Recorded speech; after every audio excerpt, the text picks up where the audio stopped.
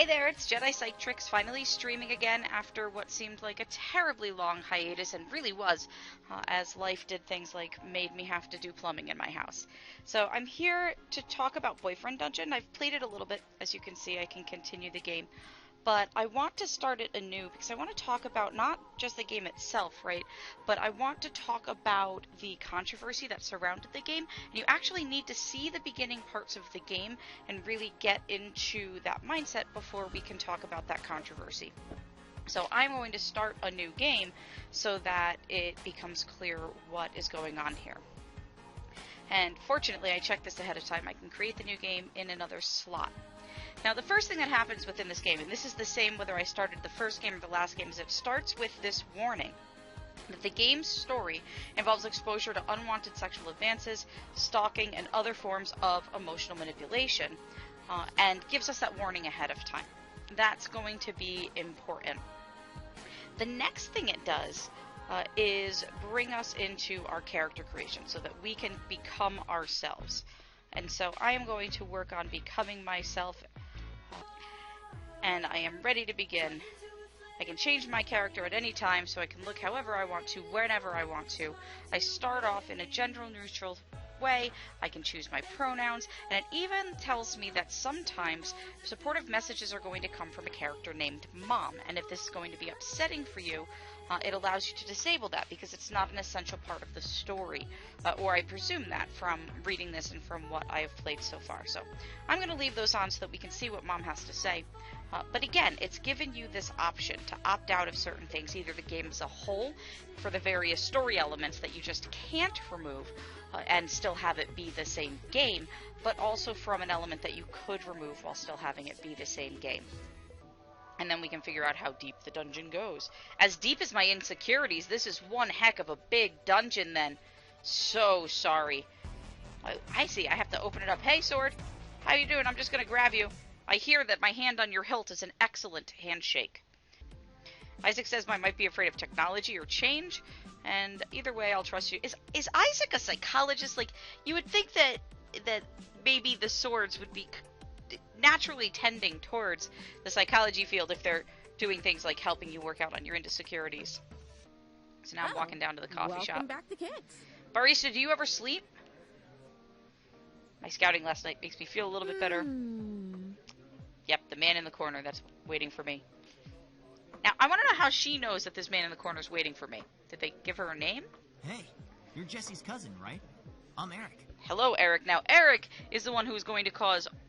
spoiler alert. Anybody who hasn't seen the game, I guess spoilers for the whole rest of the time, essentially. Because that's what this controversy is all about. So, stop watching. Eric's the one who's going to cause all of the trouble and all of this controversy, if I am understanding correctly. Now tell me everything you know about swords. Do you prefer one or two-handed? So right now I still have yellow hearts. And so I'm just going to go with I like two-handed swords. I sometimes like the speed of one-handed weapons, but it's a rush to use the heft of two hands. That's right, me too. Me too, or maybe it's just because my arms are weak and I have to use two hands with every sword. You ever think of that? As you wag your playful eyebrows and look at my scrawny arms. Jesse said you're a dungeon-crawling type, so I thought I'd offer my help finding a weapon. Right on, everybody likes a two-handed sword, or has very weak arms, one or the other, and then they pretend they like two-handed swords. It makes them feel better. And so I am going to ask them if they are a weapon person, because they just offered to help me find a weapon. Oh, not really for them. Totally cool if you're into it, though. Oh, yeah, so that's pretty nice so far. Shop sells pure steel. Some imported, some made on site. So they make weapons. That does, in fact, make them a weapon person, just of a different sort than what you find here. And I could get a discount if I give his blades a good home. You seem like the kind of woman who appreciates fine craftsmanship. Are you a smith, then? Do you make the swords, or do I say thanks? I'm torn. Thanks, or see, this is why text message is so much better in person. I could sit here and think, do I say thank you? Or do I ask them if they're a smith? I don't think I'm going to go with I am. That just seems a little too much. I'm going to say, so you're a smith? Exactly. Oh, that got me some hearts. I love it. Excellent. I take raw, dirty hunks of metal and with finesse and strength turn them into art. Look at the twinkle in his eye. That's a nice twinkle. Like, try anyway, I'm still learning. He's learning how to make swords on YouTube. Oh my gosh, with video tutorials.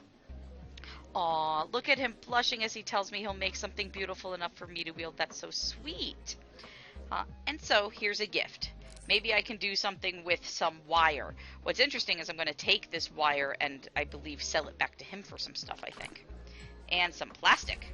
And I can make bracelets out of it that this person will not wear. So I think I can make something. Maybe a bracelet. Imagine that. So now he's going to get back to the shop and ask if we can go on a proper date. I haven't seen anything wrong just yet. Yeah, I would like to go on a proper date with you. Now I've got pink hearts instead of yellow hearts.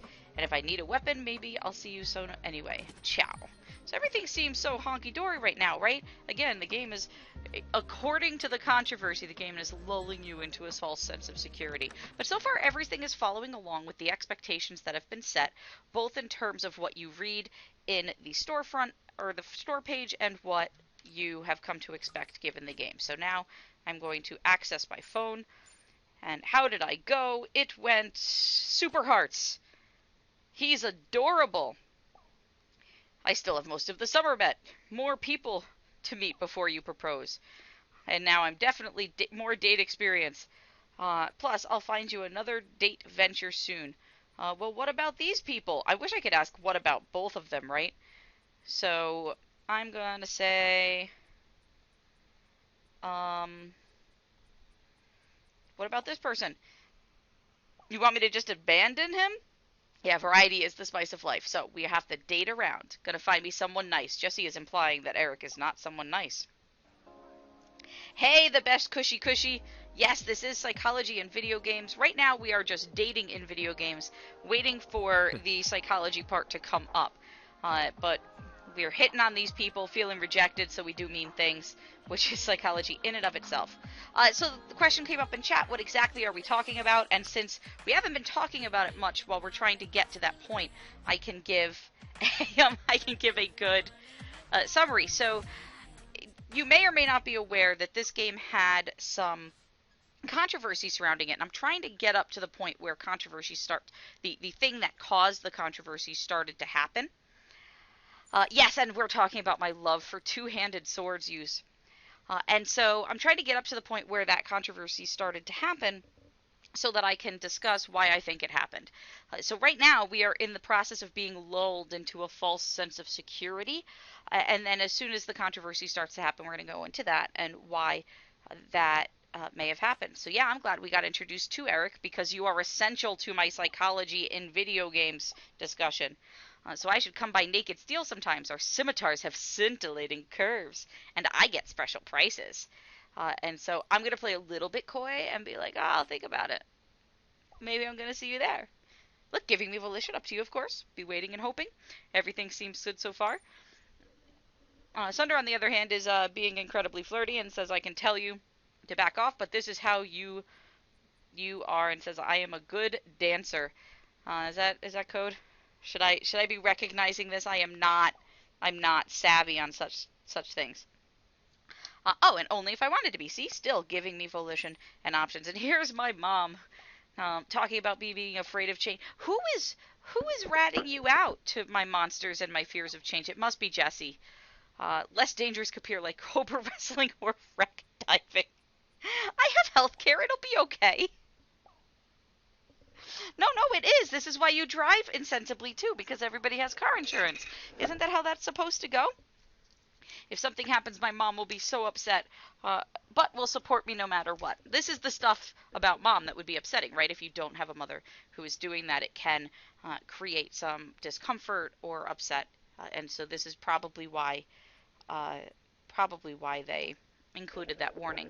Because this doesn't yet, anything that I've played doesn't appear to be story relevant necessarily. Yeah, sorry, Mom. I was being a jerk. I was just channeling my inner jerk a little bit. And Jesse is going to let me know when he has set up my next date. So I believe now I can go to Naked Steel and get this party started in terms of this discussion. So where Can I? Ah, there we go. Yes. Hello, Eric. Hello, Naked Steel. But, there we go. Yep, nothing is in sheaths. This seal is most definitely naked. It doesn't even seem to sell sheaths. Alright, I spot Eric reading a book. What is your book? came. What book Hi. are you reading? I'm so glad you're here. Yeah, nice Thanks. job. We just restocked our spadroon supply. I don't know what a spadroon is. Could you show me Let what me give that you a is? tour. Yes, show me a spadroon. Verona Beach knuckleheads mostly want switchblades and razors. Yes, but show me a spadroon. You're not going to show me a spadroon, are you? Rolling his eyes, the smith being like, nobody wants to see good things anymore. And I teach classes on the history of war. See, I am down for this. I want the spadroon. I want the history of war. My favorite weapon is... Do I like the Talwar? I'm pretty sure that's Sunder. Or the Estok. That's Isaac. I think I like Isaac better. Isaac says things like enchanté, and I just like that. I fear you let me break a few rules now and then. Oh wait, you mean a weapon person, right? Of course. Oh, look at his look of disgust. Well, you haven't shown me any of your actual weapons or given them to me, so how am I supposed to know if I like wielding a real sword if you won't show me a real sword? It's actually fascinating wielding someone else and trusting them with your life. Really, they're trusting me with their life, right? Because I'm the one controlling the sword.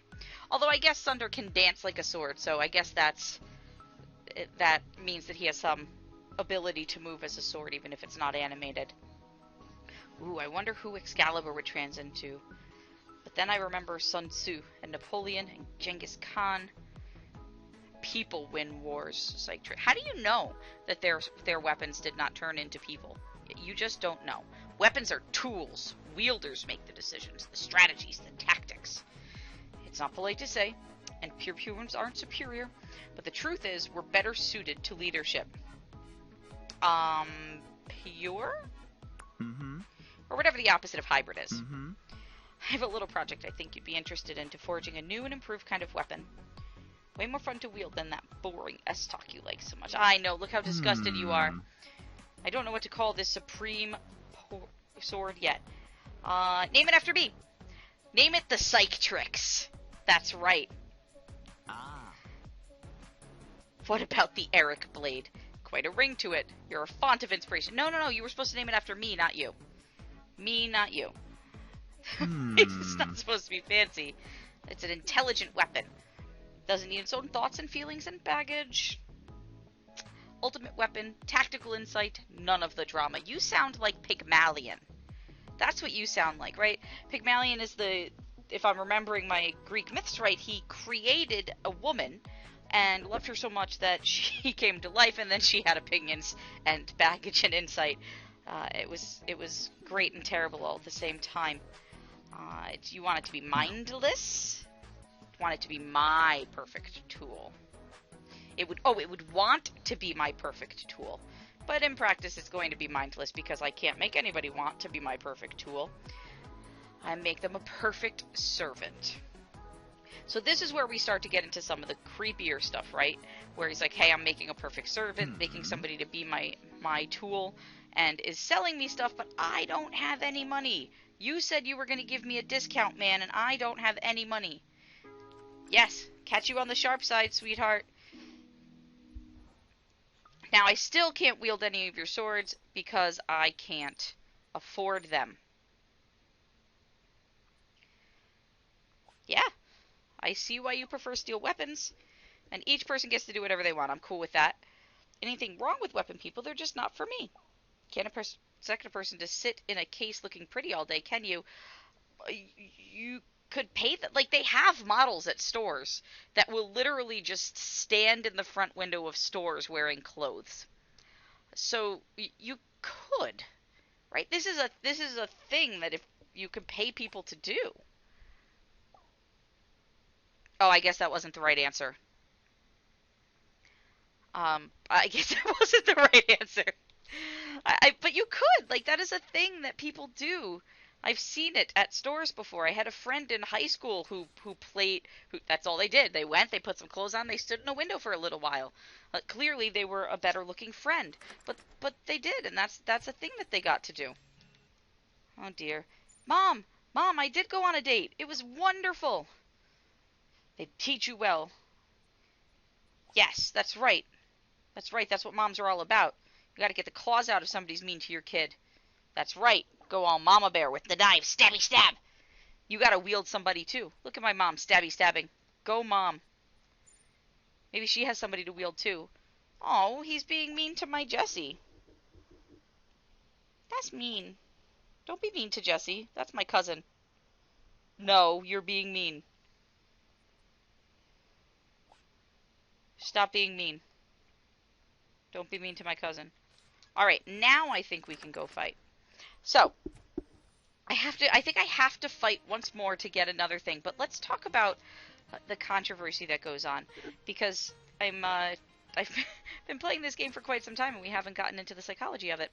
So, what happens... Well, I guess some of the psychology is fearing change is totally normal.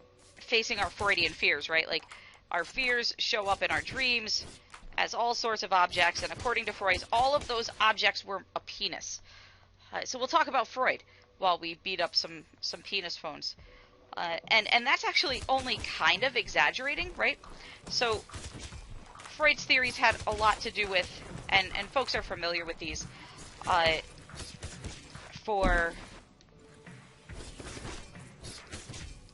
folks are familiar with stuff like the Oedipus complex, right? That's the guy who was a Greek king who killed his father, married his mother, and the idea is that little boys want to kill their fathers and marry their mothers, right?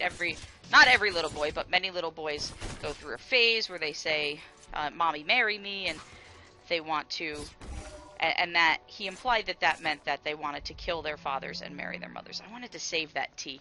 I forgot that I should have left that there. And so he was sort of looking from the outside in. And then for girls, what he proposed was that, hey, go down the escalator.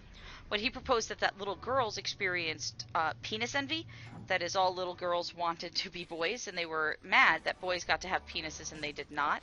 And that little boys had castration anxiety, that they thought that because they were competition for their father, in terms of their mother, right, in terms of their mother's affection, they were afraid, according to Freud, that their fathers were going to castrate them, because, of course, that would mean that they were no longer competition for the mother's affections.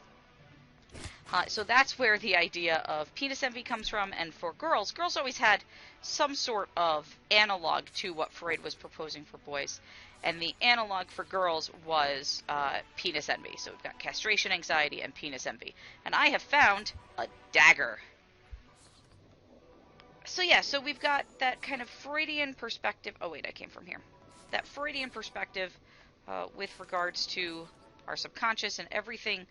The reason that the joke is the way that it is, saying that for Freud everything is a penis, has a lot to do with the fact that his theories of personality, which came from as theories of psychopathology, right? Now we think of personality as being separate from a discussion of psychopathology, but at the time they were part and parcel to each other.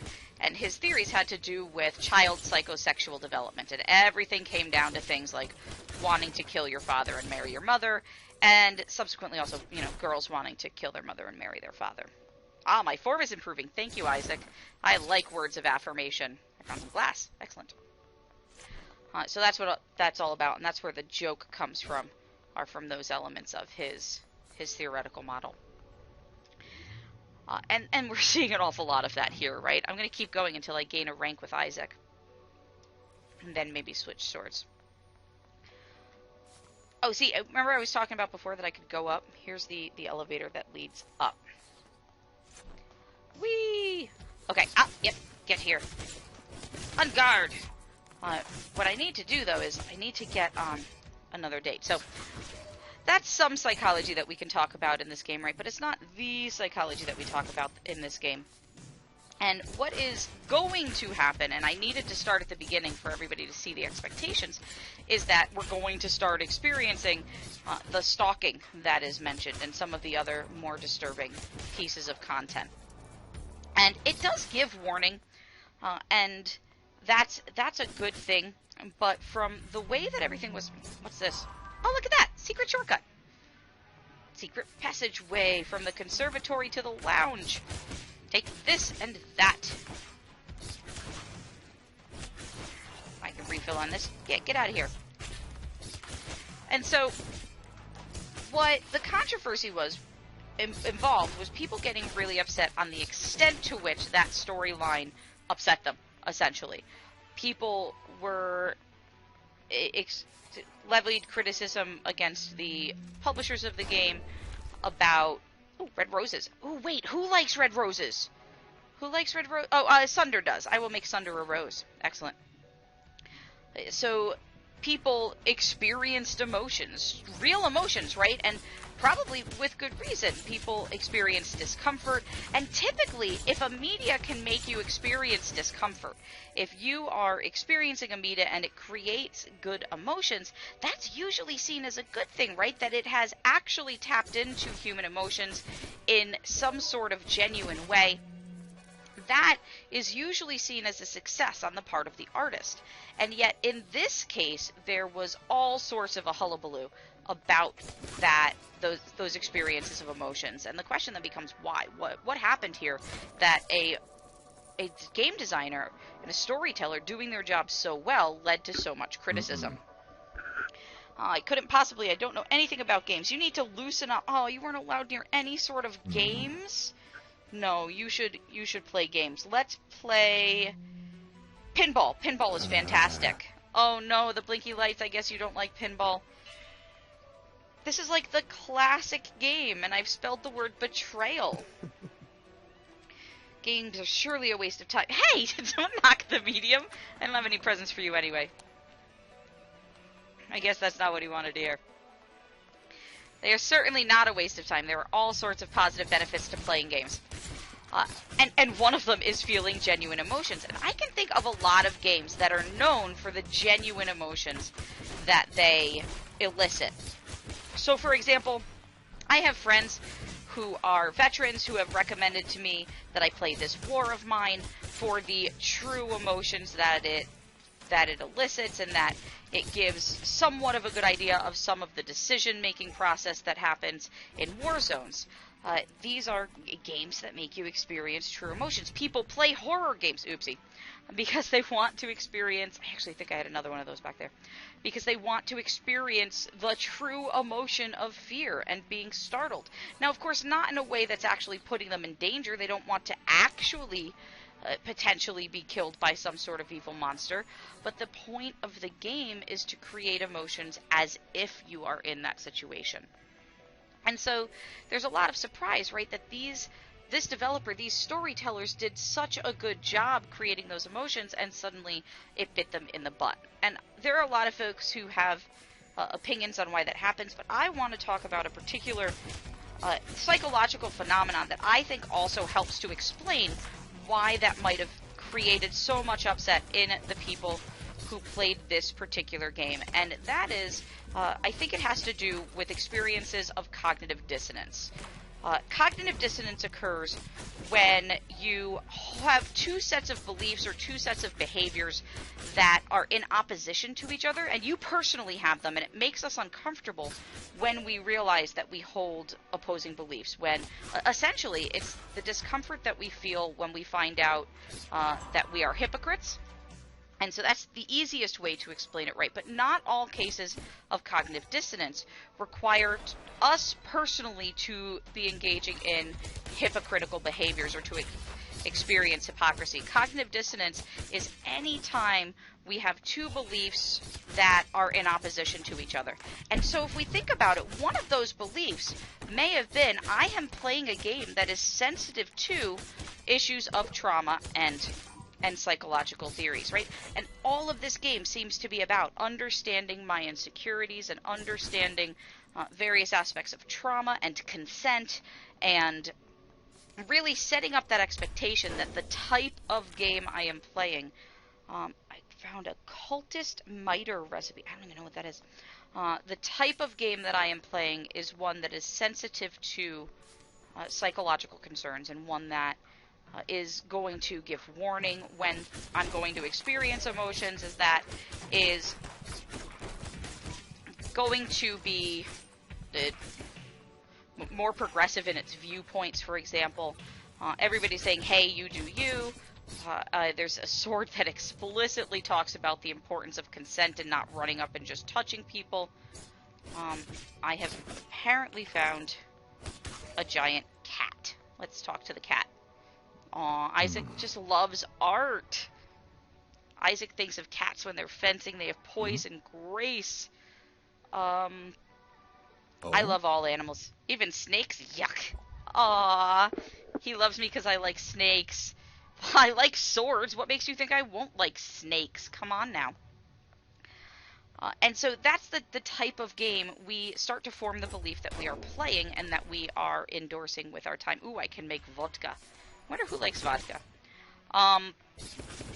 So when we then start to encounter these uncomfortable situations and the behaviors that we find morally repugnant, it starts to come into conflict with the beliefs that we had about the sort of game that we were playing.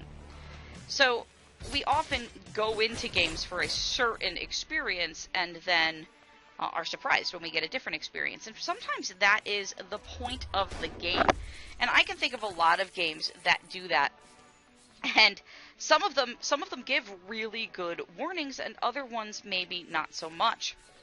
So for example, I picked up, and this example is used a lot in comparison to the controversy around this, I picked up Doki Doki Literature Club. And I picked it up having no actual idea what it was. I didn't actually read all of the game page. The way that I picked it up is that it was recommended in my recommendations list after I had played Dream Daddy. And Dream Daddy was a great game that was a pure dating sim. It had, it had plot to it, but it definitely didn't have any terribly surprising twists that I came across. It was just a really cool vibe, and I was like, okay, I'm going to try other dating sims and see if they're actually as good as this dad dating simulator that I started playing because I saw it played on Playframe, and I was like, all right, yeah, this seems really great. I'm going to play the rest of it on my own. And sure enough, it had a really cool, chill vibe. And so I picked up Doki Doki Literature Club. I've maxed you out. Let's do this. I picked up Doki Doki Literature Club thinking that it was the same sort of game. And it's not. Doki Doki Literature Club. Oh, oopsie. Oopsie doopsie. You.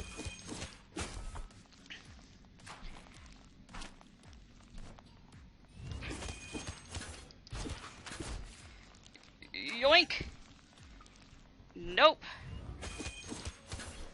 I am doing like 0 damage to this guy because I just switched swords. And I don't have my flame thingy.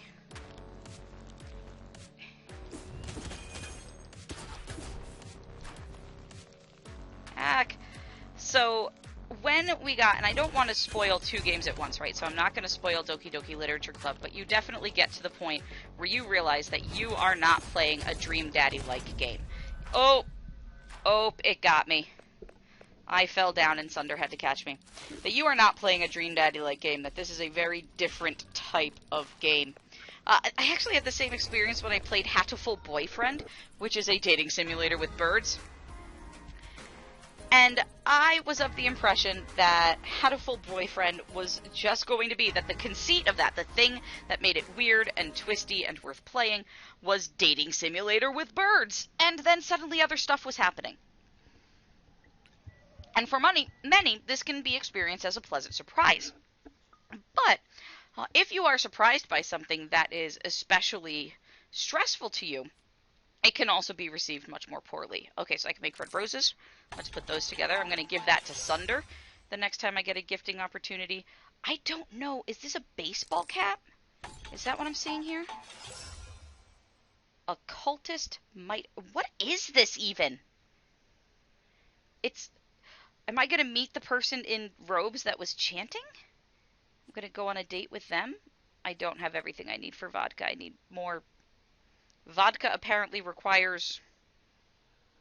Is that carpet? I need carpet for my vodka. Okay. Can I make any more zines? No. So, I think when folks started playing this game and expecting one thing and getting another, now they have 2 beliefs that are in contradiction to each other. Am I fighting my inner demons in the dungeon with swords? Yeah, it's like therapy, but with swords. I wish I could go into that sort of therapy, right? Like, go train with swords and then you can be a licensed therapist. Yeah, ha ha. That's such a mom joke. Yeah, 12 years. That's great. It's fantastic. Yeah. Hearts. Heart, mom. All right, next up, Isaac would like to practice some more, and I, of course, say yes, I'm going to practice. I'll be in the Sanctuary of San Drogo. And Valeria wants to meet up with me. Yes, I would like to meet up. Thumbs up. Let's do this. Double thumbs up. Great. Where are we going to meet up? I guess I'm not meeting up with Valeria just yet. I have to go on a different date first, maybe? And so when they got to that point, they experienced that, so they have the two competing... They have two competing thoughts, right? Can you do anything else for me now? He's so salty. No. Okay. That does look like carpet. Where can I find some more carpet? Other than dungeon. Can you give me carpet? Yes, yes, yes. Sell me... Oh, it's fabric. It's not quite carpet. It is fabric. So I can buy fabric. Ooh, look at all these clothes that I can buy, though. What are we going to wear?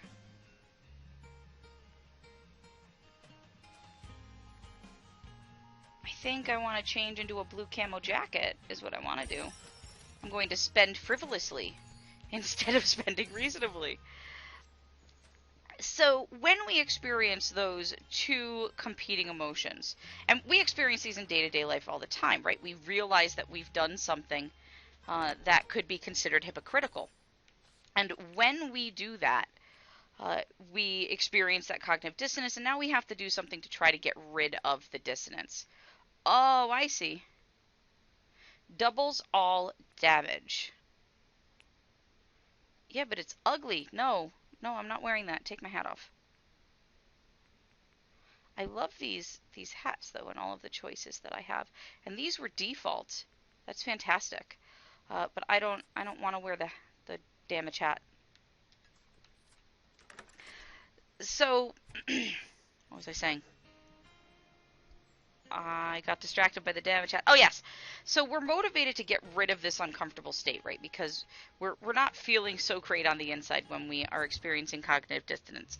We like to believe that our expectations about the world are going to be real, are going to become reality. This guy likes to fight in church sanctuaries. My parry is too consistent, going slower or faster, or trying a new direction. Let's be surprising. Let's parry diagonally. Yes, perfect. All right. Oh? That's right. Oops. I accidentally flirted. This sounds like real life. When I try to flirt, it comes out all wrong, but sometimes I accidentally flirt and don't realize I'm doing it. That sounds about right. So I'm just going to be like, on guard then. Ah, he's kicking my butt. Oh? Have mercy.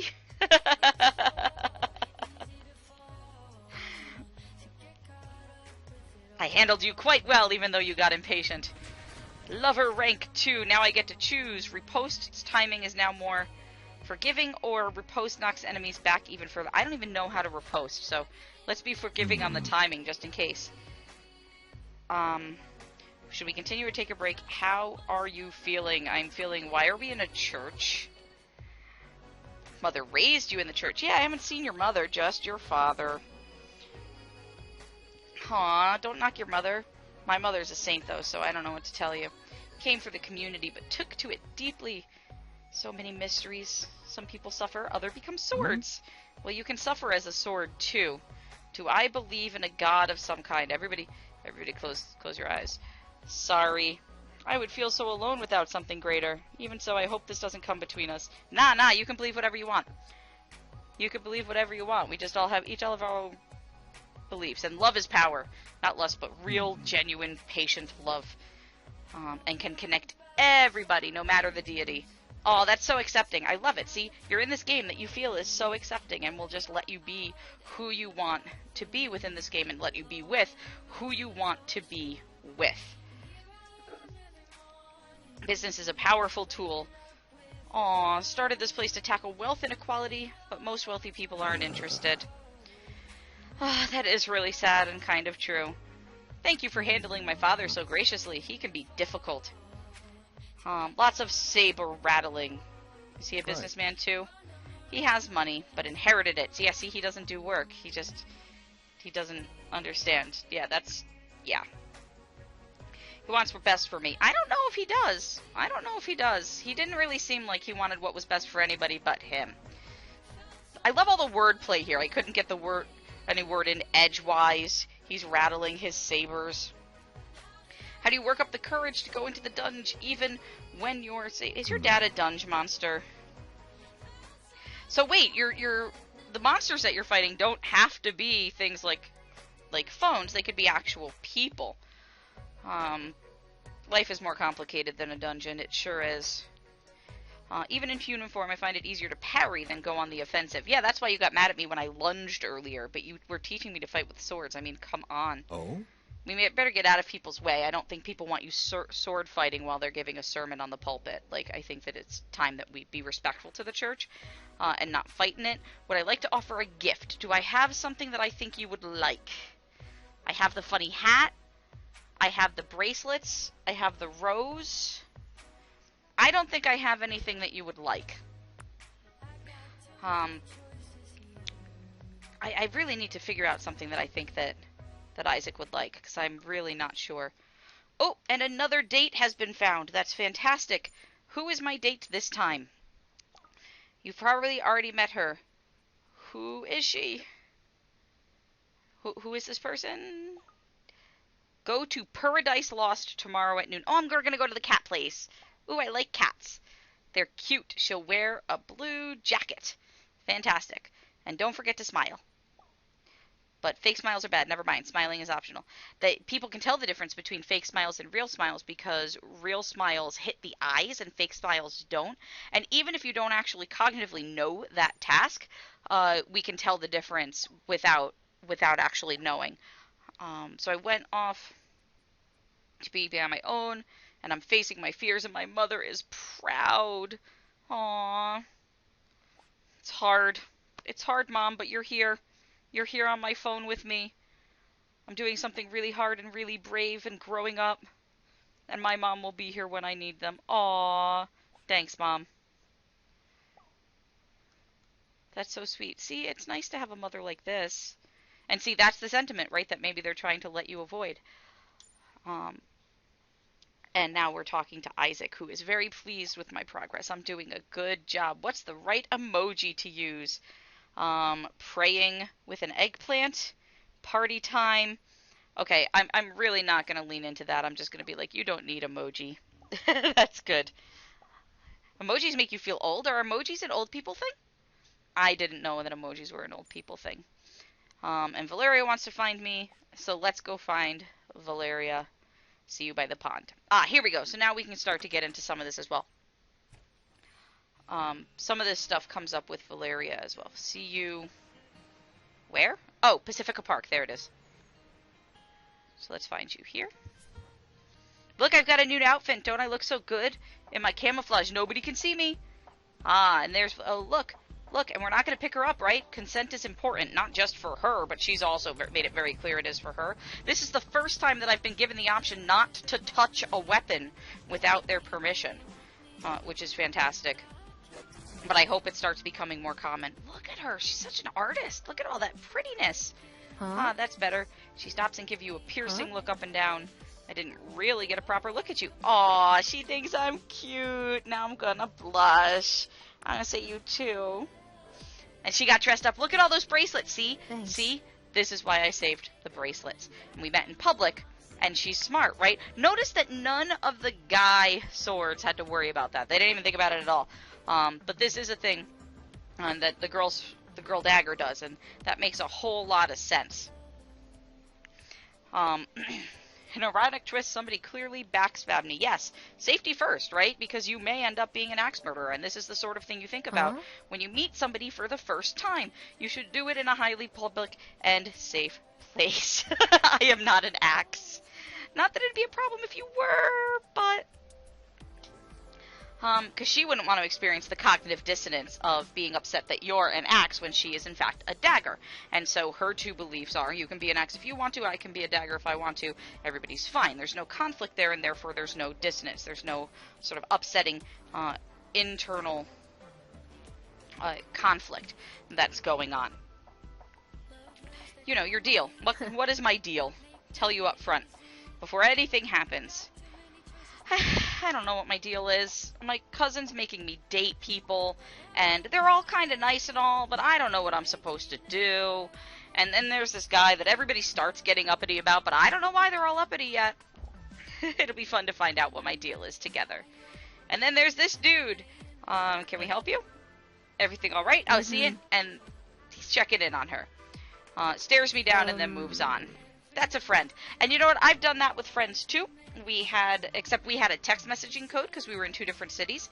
And I knew that if she texted me a certain thing, and I don't even remember what that thing is anymore. She texted me a certain thing. My job was to call either a local friend, or if it was another thing, to call the police. And if she didn't answer at all, I would also send people in. This is the sort of thing that we do. In fact, there's apps for that, that you can connect with people to make sure that you're safe on dates. So absolutely, Valeria, I won't take it the wrong way. It just happens, right? Everything's too convenient. I know. It's almost like an author is just writing this story, and I happen to just be running into exactly the people the author wants me to run into. Nobody's ever called me charming. No, really, I'm just socially awkward, and so I guess sometimes people think that social awkwardness is charming. You know you have to say something or you'll never see her again. Yeah, well, get to know me. You don't get to judge me just because the author is writing me in a very convenient way. See? Yellow hearts. That's right. Come to Verena Beach, get to know me, make new friends. Lover rank. Now I can wield you as a sword and confuse people when I roll. I confuse myself when I roll, too. And if you turn out to be an evil mastermind, yeah. Yes, definitely. Keep your friends close and your enemies closer. And I would like to give you a gift because I have these... Oh, these are only 2 gifts. I have these beautiful bracelets that I think you would enjoy. Oh, look at all that love that I just got. Exactly her style. Peace out. Peace out. I will see you in the dungeon. But wait, no. I wanted to go... Oh, I find a rose on my doorstep. How pretty. The rose says, thinking of you, Eric. Oh, it's not even. It's not even from Sunder. It is from Eric, who has left me a rose. So far, everything seems just fine. Valeria says, next time, a real date. Yes, let's go for coffee. One where I don't confuse you of being an axe murderer. Oh, you knew a nice axe? I would like to wield an axe. I haven't tried that. I'm very glad to hear that you have healed. And yes, let's go on a real date this time. Someplace fun. And Eric is sending me, thank you so much for the rose. It was very sweet. So far I haven't seen anything. What do you mean no need to thank you? Aw, see, look. So he's starting to get really clingy, right? A woman like you deserves appreciation. I'm going to give you these things. Come by the shop. That manipulation of if you don't hate me. Now, none of that reads like this yet, right? But that's the thing. You think that you're experiencing one thing, and you start to experience something else. So, for example, I'm going to go to the cat store now. Meow. Hey, Red Fighter, you're just in time. We are going to Paradise Lost. Paradise Lost. What? I'm Olivia. What kind of cats do you like? I like... Red Fighter, you must tell me, what type of cat do I like? The friendly kind? The fluffy kind? All of them? And I'm certainly not saying that I'm not a cat person. I will not tell Olivia that I am allergic to cats. So, Red Fighter, what type of cat do I like? We're pausing just for a second for Red Fighter to tell me what type of cat I like, and for me to tell you that when we experience cognitive dissonance, we are very motivated to get rid of it. It's actually an activating physiological state. It activates our fight and flight response, and so we really want to make that go away. And Red Fighter says that I like all the cats. It's true that every cat deserves love. She just called me out because it was a cop-out. Do you want to order coffee? I'm meeting someone. Oh, I'm meeting you! I'm sorry. No, he did not tell me I was meeting you. And you're wearing a work apron. There you go. Oh, look at that. Look at that. Look at all those pins. I want to know what the pins say. I really want to know what the pins say. We could just hang out and pet cats. I don't really like dates. So, want to play some games or trying to guess the right things to say. Oh yeah, I'm really bad at that. I'm really bad at that. I totally understand. Yeah, see, you'll never know. Focusing on me. Don't look behind you, but somebody is watching us in the window, and I don't see anybody. Maybe they're gone. An elegant cat comes up and stares at us. Who are you, kitty? You are new here. May I pet you? The cat stalks away. Oh, see, the cat is stalking you. And we're hanging out with Olivia. And I will say, hey, want to meet up again? No. I'm too intense. What are you talking about? I was chill. I have a weird vibe. Almost like I'm being watched. You were being watched. That's the problem. So if any of my friends become single, I'll let you know. But you totally were being watched. So let's... The cat continues to stare at me, and I cannot pet the cat. Oh, I want to pet the cat. And then, now, Eric knows that my date didn't work out. You know her? I don't need to. I saw your date-tastrophe. I've been there. I know how it feels to be rejected. You're better than all of them. Thanks, I think. See, this is where it... Sorry if I'm awkward. So, see, now he's getting awkward and but maybe we're friends? While we are dunging, we are... Oh, wait, maybe not. We are motivated to... Oh, I don't have enough money for the ballet. Let's go get some money for the ballet. So we are motivated to get rid of this uncomfortable physiological state. Let's start with ballet. Go to the first floor. I need money. So we're trying to get rid of this uncomfortable physiological state. And so we have a few things we can do, right? We're experiencing this hypocrisy. It's nice that it's not so crowded. Isn't it, though? It's going to be crowded with phones. Ha ha. And so what can we do? Well, if we're being hypocritical with the combination of we believe one thing and we're behaving another way, the easiest thing, or the thing that comes to mind first is just don't do that anymore. Don't behave in a hypocritical way, right? If you are acting in a way that is not in line with your beliefs, just stop doing that. Now, there are a couple of reasons why that doesn't work in this situation, and one of them is, well, that forces you to just stop playing a game that you paid money for, and that doesn't really sit well with someone who has purchased a game and wants to play the game, and who just in general wants to get their money's worth out of a product that they've purchased. Is that really the only place to go? It also actually doesn't work in general. So what you find is that people don't follow the advice of, if your behaviors and your beliefs do not align with each other, simply change the behaviors. That's not what we've actually seen in consistently happening within the research. Changing behavior is hard. It's not something that we can just do on a whim, just tell ourselves stop doing the thing anymore, and then we instantly stop doing the thing.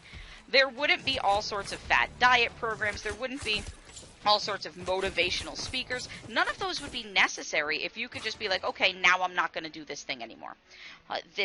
Sometimes this thing that I find to be very rewarding in its own right, even though it is not falling in line with my stated values or even my actually held values.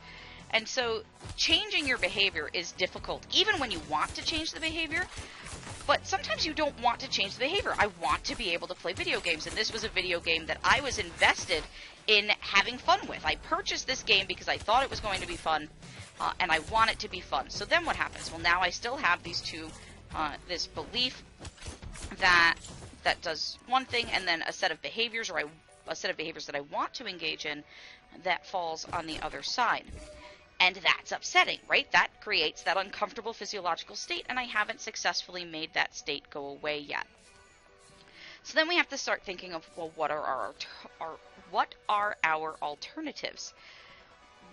One of the other alternatives, we can do a lot of things, by the way. We're really good at things like rationalization, explaining why this particular thing is not actually as bad as it looks. So, for example, I may hold the belief I am on a diet, but then I eat some chocolate cake, right?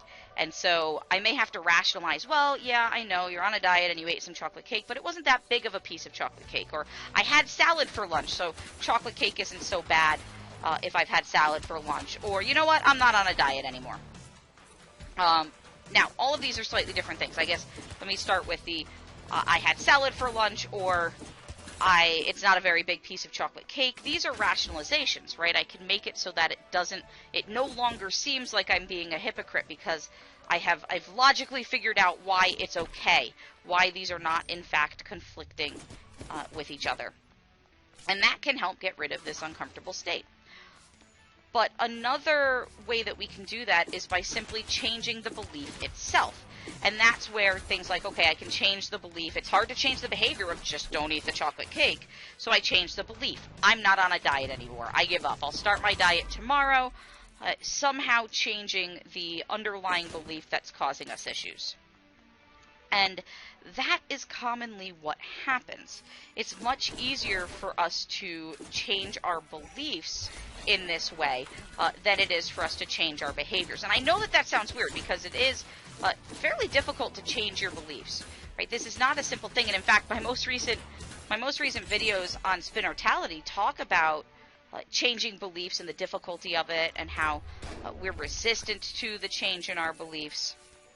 So all of these are things that we know that it's difficult to change beliefs, but it is even more difficult to change behaviors that we are motivated to engage in, like gaming behaviors that we find intrinsically motivating. We enjoy playing games.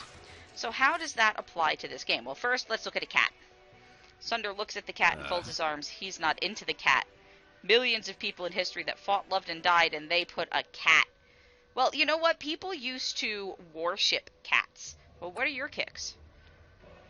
Yeah, I could have guessed. Dancing in necks and wrists and inner thighs. And yeah, you know what? Chillax your bone.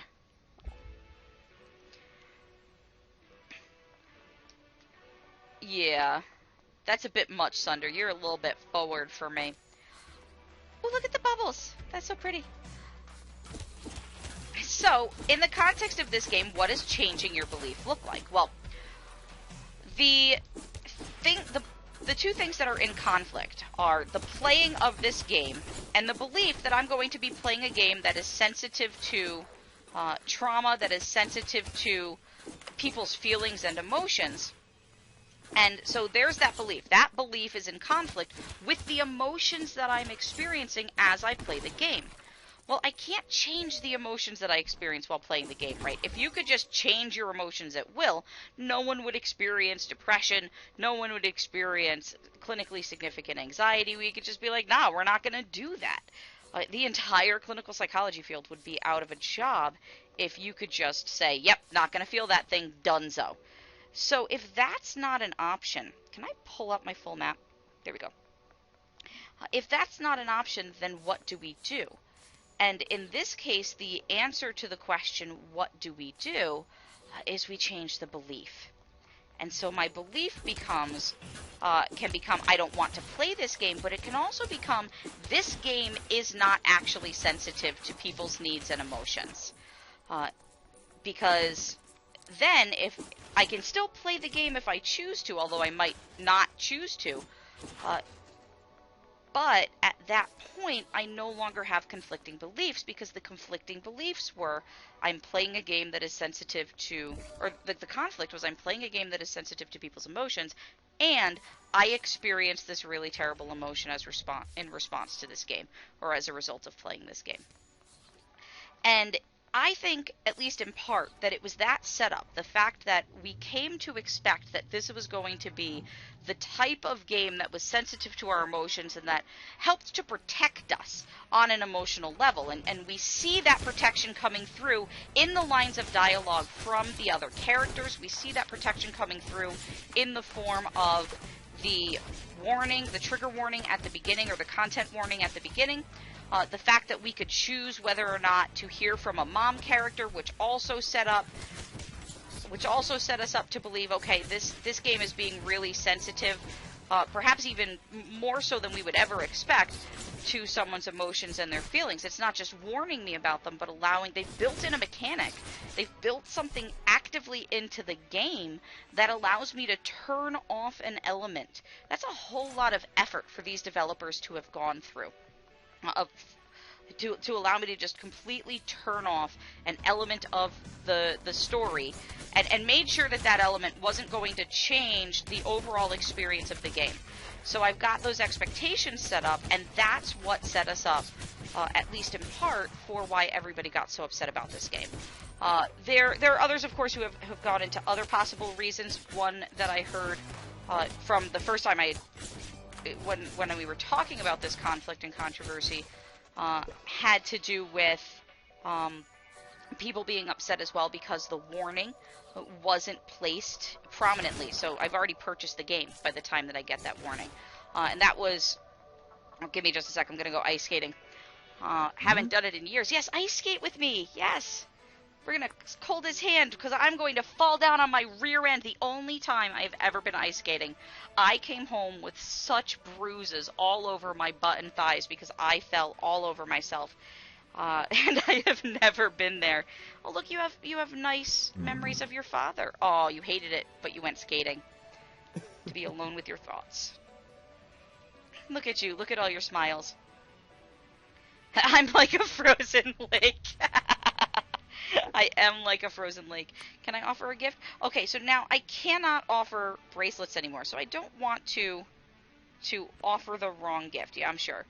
Because I don't have a gift that I know that he's going to like. I'm going to save my gifts, because I couldn't make any more bracelets.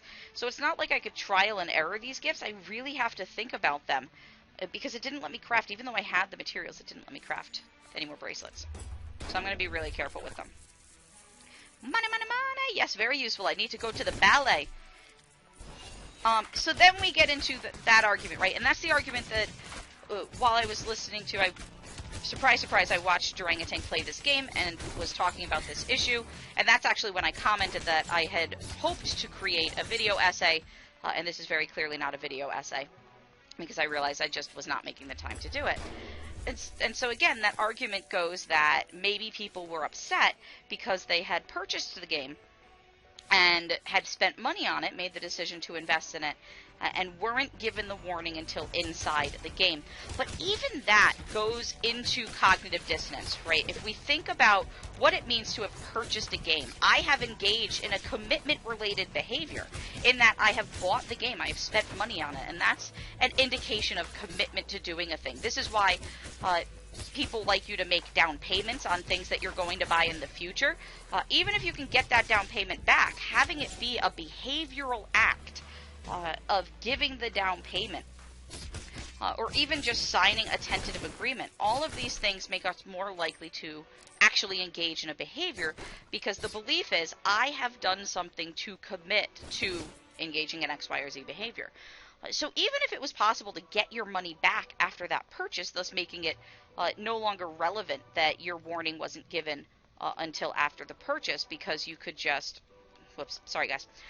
Because you could just get your money back. It's not about the money at that point. It is about the fact that I've engaged in a behavior that indicates my commitment to this game, to my desire to pay this game, and my belief that it's going to be a good game.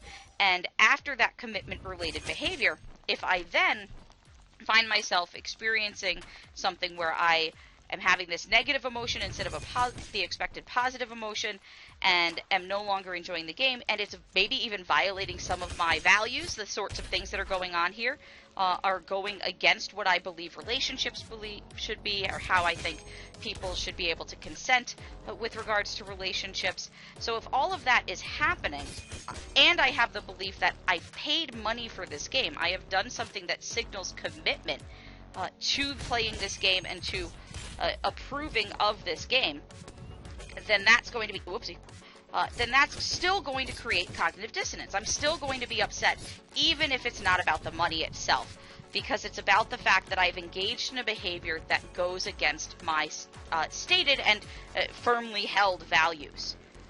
And so I think that's part of why people got upset. And I don't think it's fully about money, about having spent money on the game. I do think that it has something to do with their values and the sort of game they believed that they were going to be playing, and then the sort of game that they actually found themselves playing. And I think this is why when we experience other media that has us experience strong negative emotions, we don't get as upset. And then, of course, what you saw is that people who were upset felt that they were justified in taking out that upset on people. And that, of course, I certainly do not agree with. Cognitive dissonance can make us do some fairly terrible things. That doesn't justify the terrible things. It simply explains the terrible things.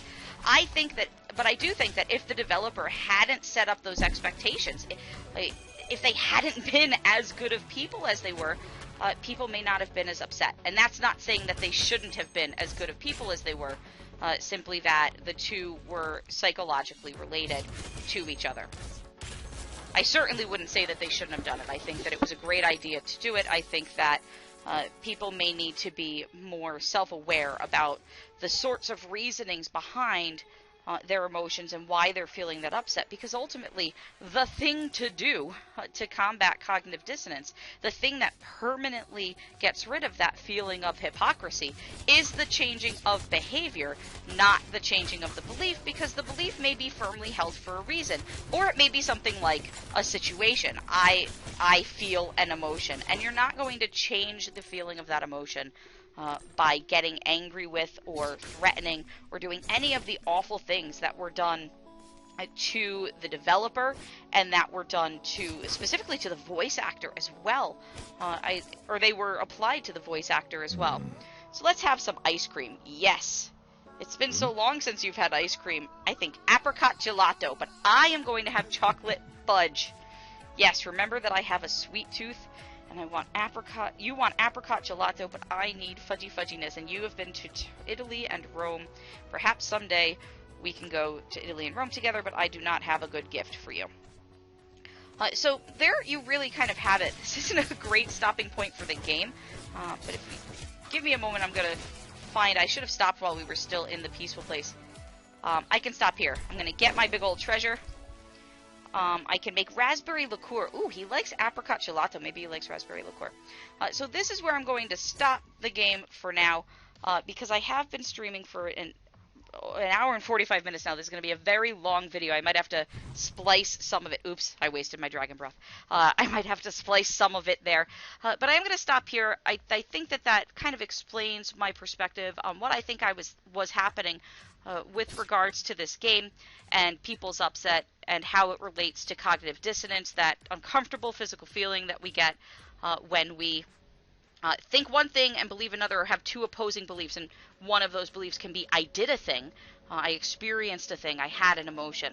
And so that's what I really think may be going on here, at least in part, are those experiences of cognitive dissonance on the part of the people who purchased this game expecting one thing from the game, and potentially from the developers. I don't know anything about the developers to know if they're the sort that you would start to expect that they are going to be. Oh, he got mad that I was just sitting there. To expect that they might be the sort to be tender with your emotions. But yeah, I'm gonna end the video here for YouTube.